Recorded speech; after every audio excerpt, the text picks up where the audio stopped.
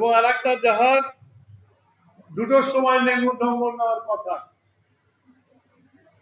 তাহলে এই 2টা জাহাজ এসে তেল ডেলিভারি করার পরে আমার মজুরটা আরো বাড়বে।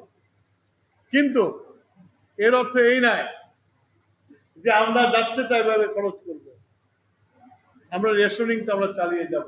বিদ্যুৎ উৎপাদন করতে যে তেল লাগে, যে গ্যাস লাগে, এবং বিদ্যুৎ সব সময়ের জন্য চালু রাখা আছে, পরিষ্কার বলা আছে ইফতারির টাইম, তারাবির টাইম, সেহরির টাইম, এই 3 টাইম কোন রকম লোডশেডিং। আল্লাহ রহমতে আমরা 20 দিন হলো ক্ষমতায় এসেছি, একটা ভঙ্গুর অবস্থায় দেনাগ্রস্ত সিস্টেমকে পেয়েছি। ৭৬,০০০ কোটি টাকা বকেয়া, সেই সিস্টেমকে আমরা ইনশাল্লাহ এখনো ভালো রেখেছি এবং আশা করি ভবিষ্যতে এই সিস্টেম ভালো থাকবে। সুতরাং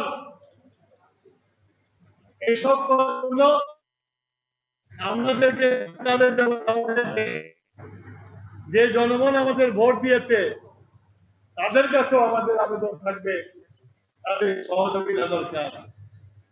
জনগণের সহযোগিতা না থাকলে সরকার